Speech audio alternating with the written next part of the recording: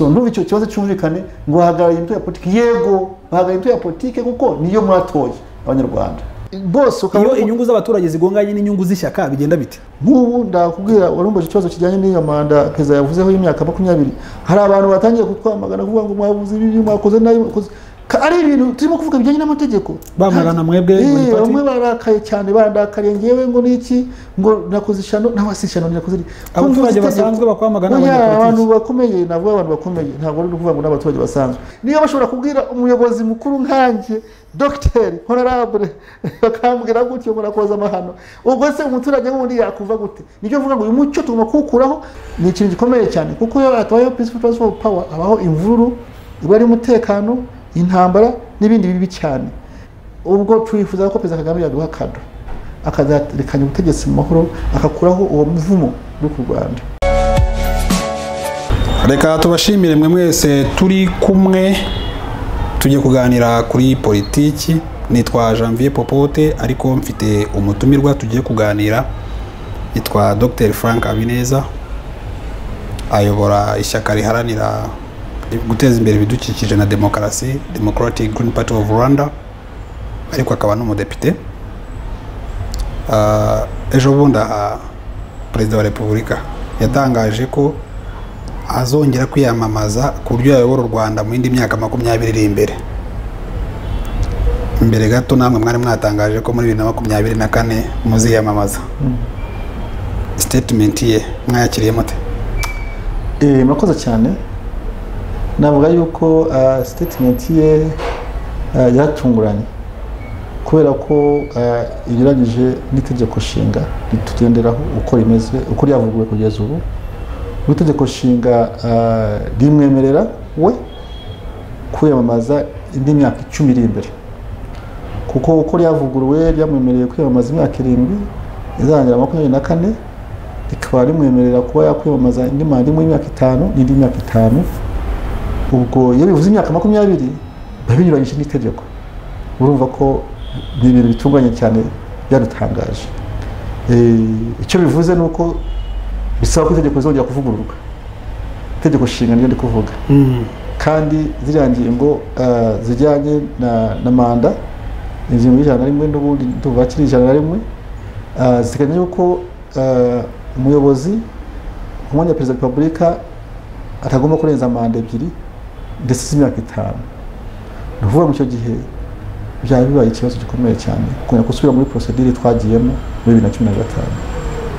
Yabivuze kuri vugurura mutekereza ko byaba ari vuba aha cyangwa ni muri za 2032 nyuma ntabwo tubizi uko navuze ni byatunguranye ntabwo twari tuzi yuko niyi ntabwo arayirangiza y'imyaka 7 ntabwo irarangira acyafite n'imyaka 2 acyafite n'andi mahirwe y'indi myaka 10 surumva gutegereza indi myaka 20 ni ibintu bitagomye kuvuga ubu niba binahari byari kuvuga icyo gihe iyo myaka 10 yafi kurangira kuva byavuga ubu ngubu kuko avuga ko ngo ibijyanye n'amatora n'amahitamo y'abaturage kuba byavuga ubu ngubu byishiki abaturage bahisemo kandi ntabwo bahisemo kera muri 2015 hakiri imyaka 7 gusa no 5 ningahe cyangwa ni 5 n'igice cyangwa 6 ntabwo ari kera igihe bahitagamo bahisemo yuko itegeko shinga Perezida wa Repubulika agomba kuyobora manda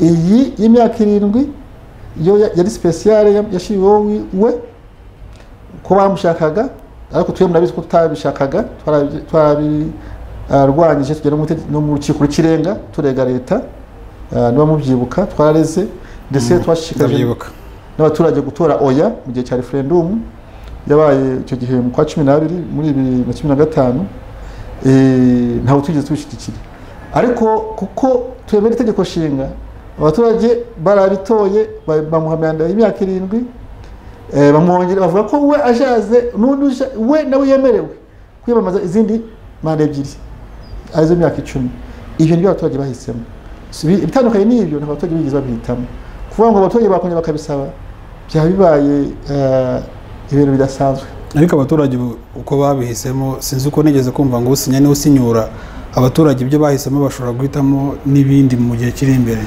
ariko nacyagiye buriya twebwe niba mwarakurikiye urubanza rwacu mu rukiko rw'ikirenga ntabwo twemeraga yuko abaturage bo babisemo kuko tuzi neza abambere babivuze hari minisitiri icyo gihe ushinzwe umutekano w'igihugu niwe wambere wabivuze ko yifuza ko uwitaga Baba wa Taifa azayobora ubuziraherezo icyo gihe yabivuze muri 2010 ahubwo naho amatora atarabaye 2010 cyangwa arimo kuba cyangwa kirangira kuba hagati aho abantu bose baravuga ati suyu abikuye he ati buriya ashobora kuba yivugiraga ariko twaje gusanga atari yivugiraga kuko haciye imyaka mikeya tubona noneho ibintu byari kuri minisitiri batangiye gushishwa n'abandi bayobozi n'ishaka riri rabishigikiye ubwo tuza kubona n'uduseke tuje mu nteko icyo gihe tubona ko ari ibintu byapanzwe nicyo twagaragaje urukiko rw'ikirenga kandi ibintu twarabitanze yego twaje gutsindwa ariko ibyo nibyo twemeraga n'ubu turacybyemera yuko bitari byaravuye mu baturage byavuye muri abo bayobozi bakuru.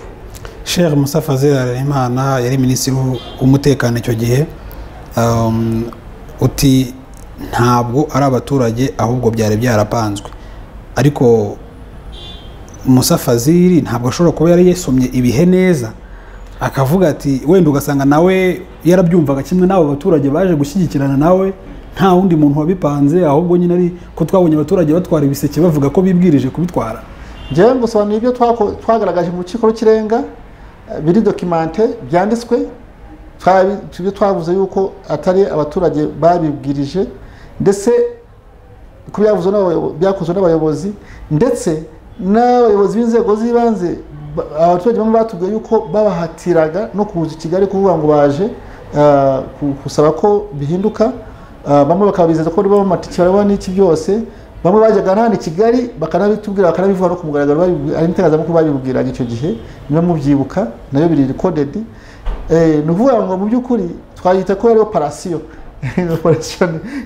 yari iteye ubwoba cyane ariko nk'uko navugaga yari procedure twaratsinzwe mu rukiko rw'ikirenga itegeko riratorwa itegeko nshinga riratorwa nk'uko ryatowe turaryemera nk'abantu b'abademokrate tukavuga ati by'abaturage uko byagenze kose byatowe noneho bivuga yuko Perezida Kagame yahawe manda indi y'imyaka 17 nyuma ariko wibuke y'imyaka 14 yararangije so kuvuga ko yashaka n'indi myaka 10 y'inyongera yindi y'imyaka 20 ubwo n'izindi procedure zigoye cyane. Uti mwabyemeye nk'abademokrate ariko kandi ukavuga ngo abaturage ntibabyibwirije twemeye itegeko yatowe itegeko shinga iyo yamaze gutorwa utaryemeye nawe uba wishe itegeko icyo ni cyo nari nsobanuye twagomba kuryemera itegeko kuko itegeko ni itegeko shinga kandi nk'ishaka y'imwe n'amategeko tugomba kuryubahiriza.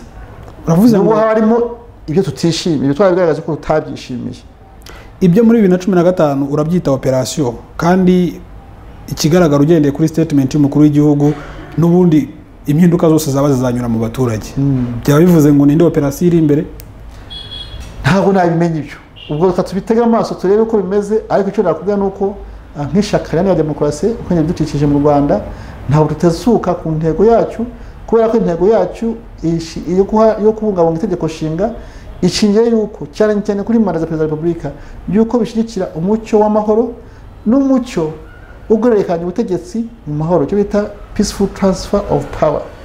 Ni ikintu gikomeye cyane kuko iyo atabayeho peaceful transfer of power abaho imvururu iba ari umutekano intambara n'ibindi bibi cyane kandi u Rwanda ntabwo turagira amahirwe yo kugira irekanya ubutegetsi mu mahoro kuva ku ngoma kuva ku bibazo byabaye ku rucuncu niba ubyibuka icyo gihe muribuka ko umwami Musinga nawe atarangije neza yaguye muri Kongo wamusimbuye umuhungu we Rudahigwa nawe ntiyarangije neza yaguye i Burundi umurumuna we wamusimbuye umwami Kigeli yaguye muri Amerika uwamusimbuye ari Perezida Kayibanda yaguye muri gereza wamusimbuye Perezida Habyarimana yaguye mu ndege wamusimbuye Perezida Bizimungu nawe yagiye muri prison avuye yajya muri prison ubwo twifuza ko Perezida Kagame yaduha kado akazarekanya ubutegetsi mu mahoro akakuraho uwo muvumo uri ku Rwanda kuko arangije neza agatanga ubutegetsi mu mahoro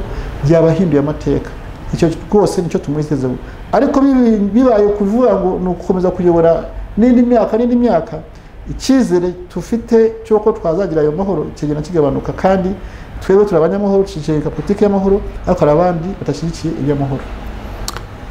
wavuze muri abademokarate iby'abaturage murabyemera, itegeko ryaratowe mwararyemeye, ariko namwe ejo bundi mukavuga 2024 ko wajya mu matora nk'uko yagiyemo muri 2017. ubundi mushaka kuzana izihe mpinduka mwebwe zitandukanye n'ibyo tubona? Impinduka ni nyinshi cyane. Usomye manifesto yacu turacyafite ibintu iby'ibanze bijyanye na gushyigikira cyangwa gushimangira umucyo wa demokarasi mu gihugu, umucyo wo kwishyira ukizana, ubwisanzure, icyo bita freedom of expression, freedom of association, freedom of media, liberty muri rusange. Umuntu agatanga ibitekerezo byiwe atikanga ngo birangira hingaruka. Ukaba ushobora kujya mu politiki wifuza utikanga ngo ninjya mu nzabura akazi, kuko nanubu biracyahari abantu baba batinya kujya mu politiki runaka. Ukaba uri umunyamakuru ushobora kubaza ibibazo byose wifuza abayobozi kandi ukabibonera ibisubizo, nta muntu ugukanga cyangwa se utatinya ko uri gufungwa. Iyo byose ni ibintu tuzacanye imbaraga kuko biracyari imbogamizi mu gihugu cyacu cya Repubulika y'u Rwanda. Kandi ikindi tuzashyiramo imbaraga ikibazo cyo kurwanya ubukene. Ubu imibare igaragaza nibura hafi 30% y'abanyarwanda ngo niyo ikize kurusha abandi bose. Ni imibare yandi, ni imibare igaragazwa n'ibigo bitandukanye yuko abanyarwanda benshi hafi barenze kuri 30% batashobora kubona amafaranga nibura 1,500 cyangwa se $1.50 a day. So imibare ishobora kuvugururwa, ariko uko byagenda kose ikibazo cy'ubukene kiracyahari, ikibazo cyo kubura akazi kiracyahari. Turetse by'imibare tubishize ku ruhande, tugomba guharanira kurwanya ikibazo cy'ubukene, ikibazo cyo kubura akazi, tuhanga imirimo mu rubyiruko, tushigikira gahunda yo kureba ukuntu twakora agriculture transformation, ari ubuhinzi, akora ubuhinzi ahantu hatoya ariko ubuhinzi bushobora kuvamo umusaruro munini cyane, atari guhinga ubutaka bunini. Ndetse tukava no mu bintu tukashyira imbere guteza imbere ibintu byo gukora inganda zishobora kuba twakongera icyo bita balance of payment, tukabona amadolari menshi cyangwa ibintu byinshi twohereza hanze kurusha ibyo tukurayo hanze, tukabona amadevize menshi avuye hanze. Icyo gihe igihugu cyacu cyakira tukava mu bukene.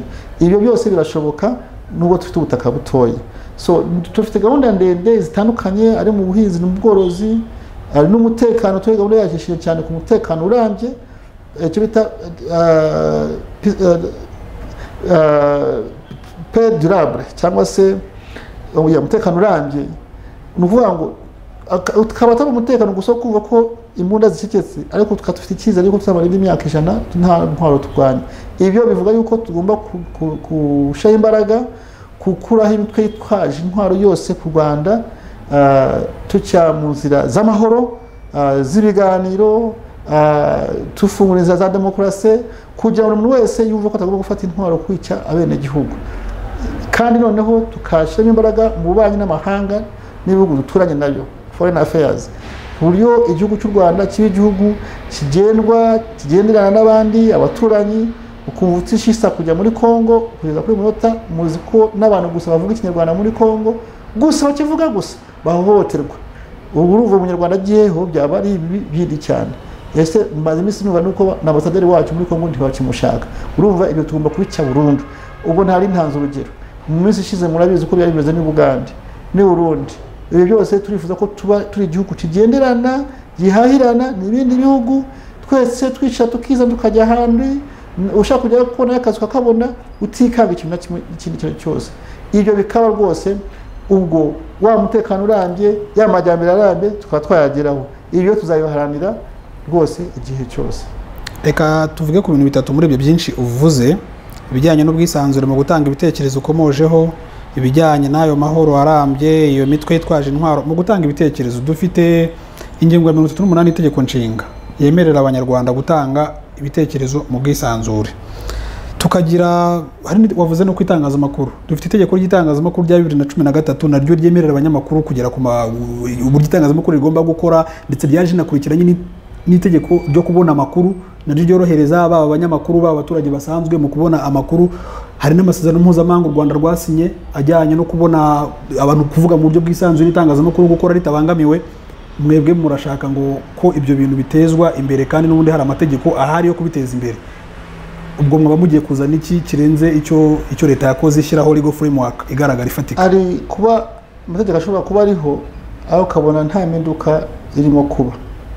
Navuga ku kintu kijyanye n'itangazamakuru, urebye ubu tutangira ishaka ya politike muri 2009 hari ibinyamakuru byandika ibicapa bigasohoka abantu bakabigura hariya ku muhanda hariya kwa Rubangwa n'ahandi hose mu mujyi no muri Rompowe. Ubu ntakinyamakuru na kimwe kikibona cyo mu Rwanda kigisohoka. Ntawe bivuze ko abanyamakuru bafuye, barahari ba Gasabo, barahari ba Ingenzi, barahari bandi bose baratandukanye, ntabwo bigisohoka. Kubera iki? Babuze uburyo bw'imikorere, kubera ko leta yashyizeho uburyo bugoranye bwo kwitangazamakuru ryigenga yabona uburyo bwo kuba ryakora. Ubwo ngwara amabwiriza yasohose mu myaka ishize yabaye mu kinyamakuru cyose gishobora kwandika inkuru zitavuga neza leta ntizabona amafaranga ya publicité cyangwa se kwamamaza. Ayo mabwiriza asohowe nande? Byaciye muri Minagiri, niho byaciye bwa mbere muri Minagiri icyo gihe. Minagiri ubwo ntigwa wari urwego wenda nubwo nabyo bitari byiza. Ubworozi niho byasohokeye. Amakuru mfite nshobora kuba nasubiramo. Yego, ariko ubwo cyari icyemezo cya Minagiri, ni leta yakije muri Minagiri aho byatangiriye. Ushatse andi makuru wabikurikirana ukabimenya, ariko bitangire byabanjije muri Minagiri havuriye ayo mabwiriza avuga ati ikintu cyose kirimo kuvuga nabi leta cyangwa kitashima leta kizabona amafaranga avuye leta. Bigenda bikwirakwira biva muri leta bijya no muri secteur privé, kubona za société zikomeye za MTN zande zose za Bralirwa zitajya gutinya kwa ibinyamakuru umuseso umuvugizi bose bagenda banga kubahereza amatangazo. Uko niko byakomeje usanga none ibinyamakuru byabeshagaho n'ababisoma gusa bizashobora kubona amatangazo, ibyo bita publicité. Uko niko itangazamakuru yagiye rikena biva ku binyamakuru byandika bigira ku maradiyo, amwe arafunga andi abura yishura abakozi na n'ubu bamwe ari mu manza. Ibyo byose byarabaye. So navuga yuko twebwe nk'ishaka twasabye yuko hajya cyitwa Media Development Fund ikajyamo amafaranga ya leta yo kuba yafasha ibintu by'amakuru ko yabonamo inguzanyo ziri interest free, nta nyungu ziriho, byashobora kuba byakwitunga kuko bajyaga muri za bita banki Lambert bigiraho birabananira bashaka ayo mafaranga bakabatwara n'ibikoresho byabo. Icyo gihe byarananiranye, habaga icapiro rya leta. Twabaga ko iyo capiro rya leta ryari kubaho ryaraje rijya mumvaho risanga rirahenze cyane kushaka kujya basigara bajya Uganda kugira bakorere mu capiro rya leta.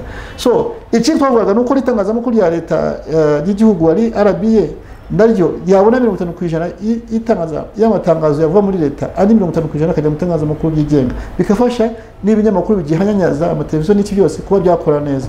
So ibyo ntabwo biragirwaho, ibyo tuzabishamo imbaraga. Ubu ntabwo dufite ubushobozi, ariko nidutsinda amatora tuzabishamo imbaraga. Ikindi navuga nuko ubu iyo ugize ahantu runaka ujya gusanga iyo abantu bavuze ibitekerezo bitandukanye. Nk'ubu ndakubwira warumbaje ikibazo kijyanye n'iyo manda Perezida yavuzeho y'imyaka 20, hari abantu batangiye kutwamagana kuvuga ngo mwavuze ibi mwakoze nayo ari ibintu turimo kuvuga bijyanye n'amategeko. Bamagana mwebwe bamwe barakaye cyane, bandakariye ngewe ngo niki ngo nakoze ishano n'abasishano nakoze. Abaturage basanzwe bakwamagana abantu bakomeye, navuga abantu bakomeye, ntabwo ari kuvuga ngo n'abaturage basanzwe, kandi abakomeye iyo bavuga ibintu nk'ibyo ubwo urumva bwa bwisanzwe. Niyo bashobora kubwira umuyobozi mukuru nkanjye Dr. Honorable bakambwira gutyo murakoza amahano, ubwo se umuturage wundi yakuva gute? Nicyo vuga ngo uyu mucyo tugomba kukuraho, bakuva ko abaturage twese dufite ubwisanzure. Noneho njyewe ndi imboni ya demokrasi mu Rwanda, urabyumva ngira ngo cyangwa ndi symbol of democracy mu Rwanda, bakabashobora kumbwira gutyo, nuvuga ngo bankanga cyangwa se bashaka kumbuza ubwo burenganzira bwo kuvuga. Ubwo se undi wundi yabiva gute? Nuvuga ngo tugomba kubiza kwiharanira ko bagomba kuba freedom of expression, abantu babyumve.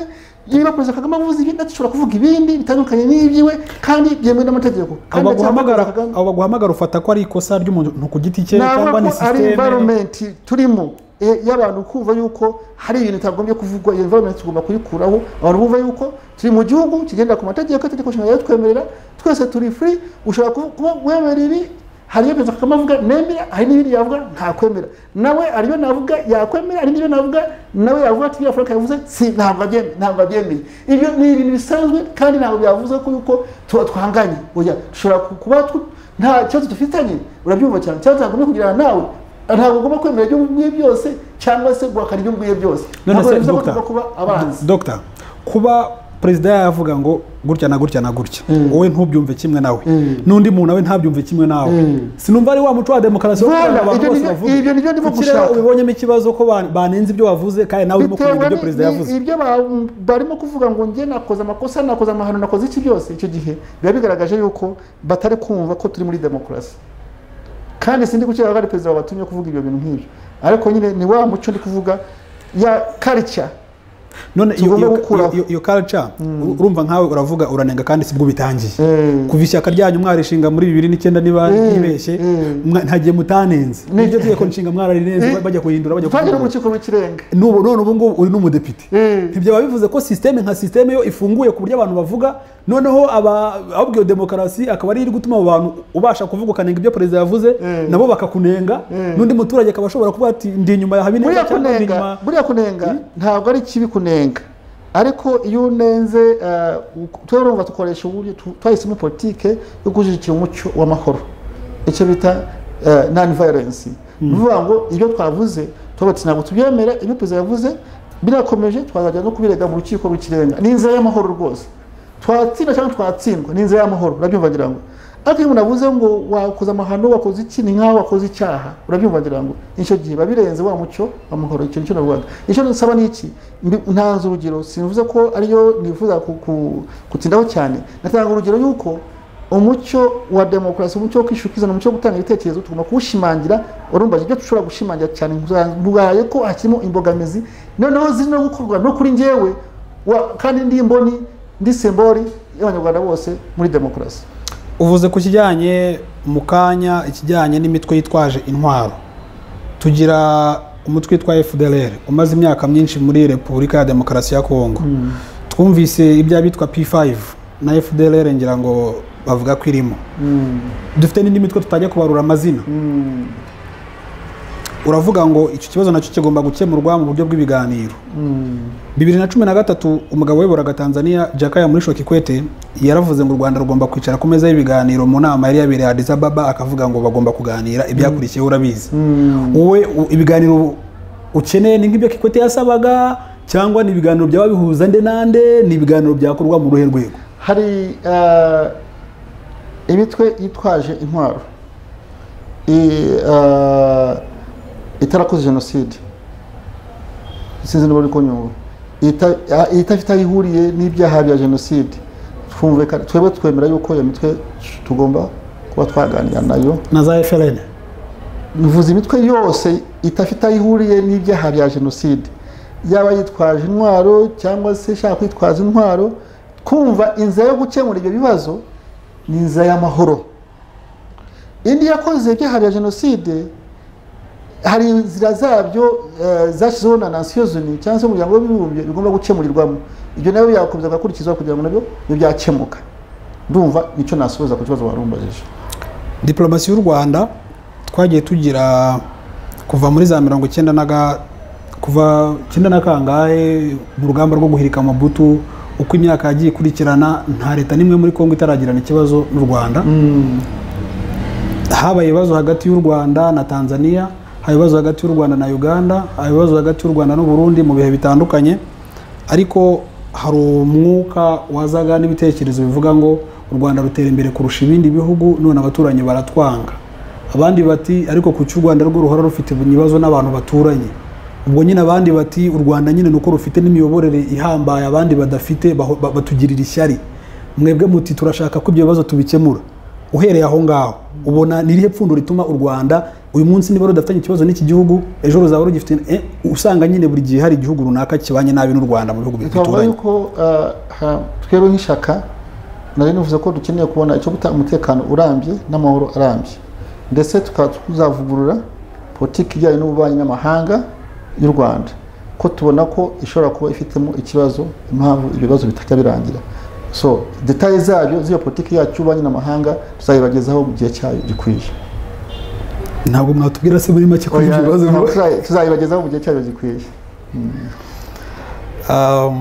Turasoza dupfundikira, abaturage bagiye bagaragaza ko abadepite mu nteko ishinga amategeko ngo iyo bagezemo hariya ngo babe intumwa z'amashyaka ntibabe intumwa z'abaturage, nubwo bitwa intumwa za rubanda, ku buryo iyo ibiciro bizamutse, niba ari iby'ingendo abadepite baba bacecetse, niba ari ibiciro by'ibiribwa ku masoko, nk'ubu turabona ikigo cya statistique kitubwira ko ibiciro ubu ngubu byazamutseho 12.6, abadepite ntacyo babivugaho. Hari ibibazo byinshi byagiye bigaragara ugasanga byabaye by'abandi ariko abadepite baracecetse.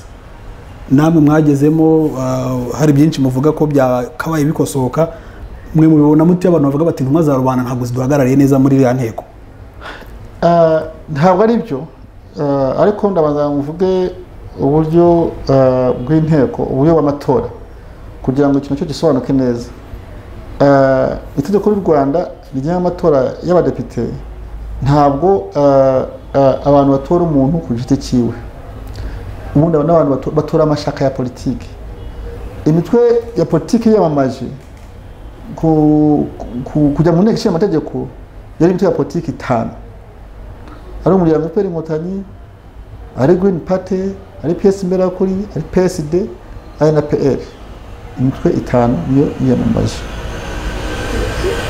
kandi iratsinda. Umuryango FPR Inkotanyi wari ufite na n'imitwe ya politiki yindi ifatanyije nayo. So icyo nicyo cyambere bagomba kumva, ntibavuga ngo baharigaririye imitwe ya politiki, n'ubundi batoye iyo mitwe ya politiki. Nicyo cyambere abantu bagomba kwibuka, ntibakibagirwe. Niba amajwi barayuguhundagazaho, bayandugajeho FPR Inkotanyi, ubwo ni FPR Inkotanyi batoye bahaye menshi cyane. Natwe baduhaho ayo 2%, bari 5%, nayo baduhaye nini. So ibyo babaza bacyumve nuko bimeze nyine. Noneho iyo umutwe wa politiki watowe uba ufite liste y'abadepite cyangwa bazabahagararira mu nteko, uwo mama ugiriye icyizere n'uwo mutwe wa politiki ugahitamo abantu bazajya mu nteko kubavuganira. So ndumva icyo kibazo cyumvikane, ngo bahagarariye imitwe ya politiki. Yego bahagarariye imitwe ya politiki kuko niyo mwatoye abanyarwanda. Kuki mugera mu nteko mukitwa intumwa za rubanda n'ibitwe izi mitwe ya politiki? Nayivuze uburyo batoye.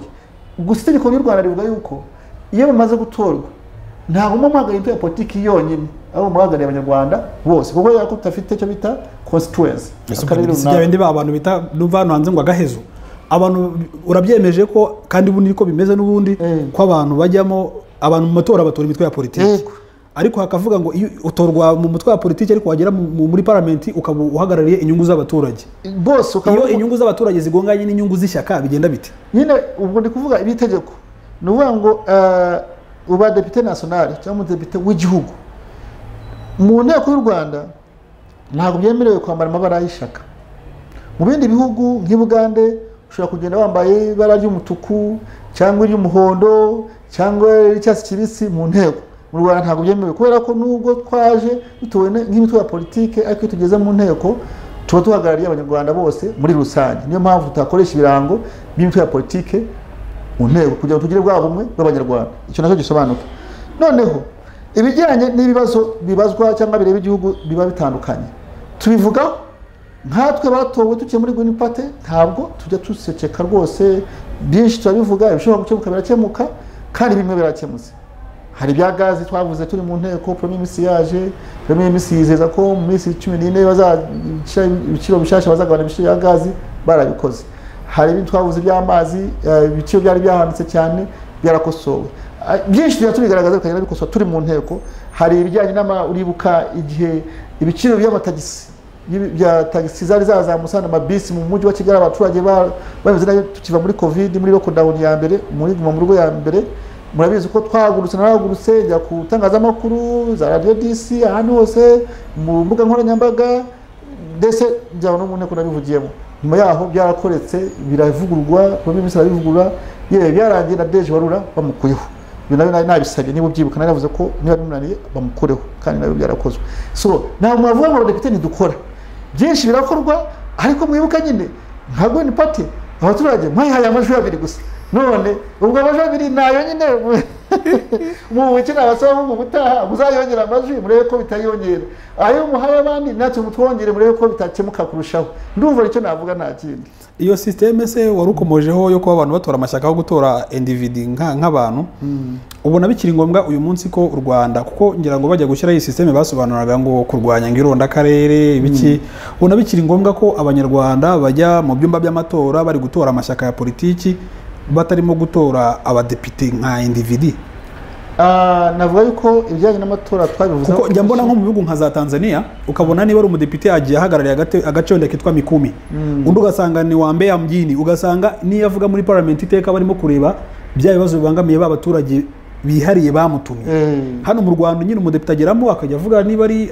utitaye kuba ngo yatorewe hehe nyine ubwo yaba yarabaye w'igihugu so iyo systeme dufite niyo mu by'ukuri dufasha gukemura ibibazo iracyakenewe kubera ko hari amateka y'igihugu twakiyemo systeme ikoreshwa yo kuba tuhagarariye abanyarwanda bose iracyarikenewe kubera ko tuhagarariye uturere hari igihe abantu bamwe bashobora kwiyumvamo utu turere kurusha igihugu ugasanga dusubije mu mateka mabi murabizi nk'ishaka twagize gusaba kenshi yuko hajyaho ibintu byo guhagararira uturere cyo bita constituency turabisabye kenshi ndetse twaranabyandikiye nyakubahwa Premier Ministry ndetse baza no kudusubiza biciye muri RGB icyo gihe Professor Shaka n'uwo uyoboye ndetse turayifite badusubiza mu byo twari twasabye n'ibyo byari birimo bimwe barabyanga ndetse turanaganira barabidusobanurira so twafashe umwanzuro ejo bundi kuba icyo kijyanye na constituency nk'ishaka tuba tukirese kubera ibisobanuro tumaze kubona uko bimeze ibindi tuharanira bijyanye n'amatora byo tuzakomeza tubiharanire ariko icyo cyo kuba dutorwa tuciye mu mashaka mu ya politike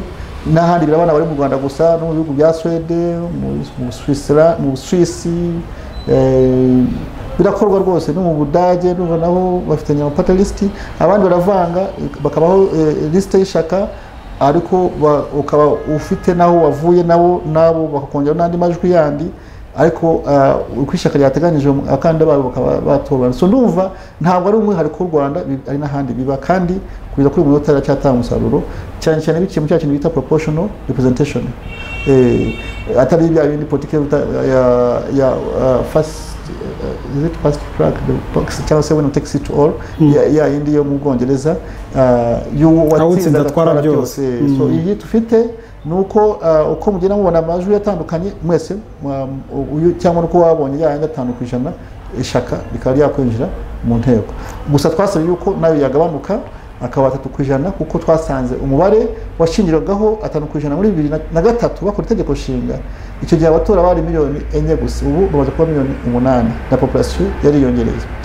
tukasanga yuko bitari representation urumva niba bari 4 miliyoni abatoraga bakaba bari 8 miliyoni population niba ari 6 miliyoni kabiri 13 miliyoni urumva ko bitandukanye cyane none ukavuga ati icyo gihe 5% yari irimo abadepite nibura batatu cyangwa se bane muri 2003 ubu havuyemo babiri urumva ko bitagihuye twasabye ko byagabanuka ndetse no kubakanda bigenga twabose umukanda wigenga independent candidate ko atafatwa kimwe ni political party kuko ubu nawe yasaba 5% with national vote bigoye cyane twabati nibura serious no tuba ko dushaka ko umukanda wigenga azatsinda atari byo kuvuga ngo ni nyirarureshwa gusa niba byagabanuka bakajya kuri 2% nibura twaba dufite cyizere ko umukanda wigenga yatorwa agatsinda.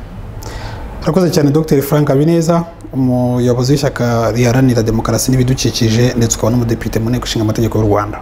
Nandi bashimiye cyane.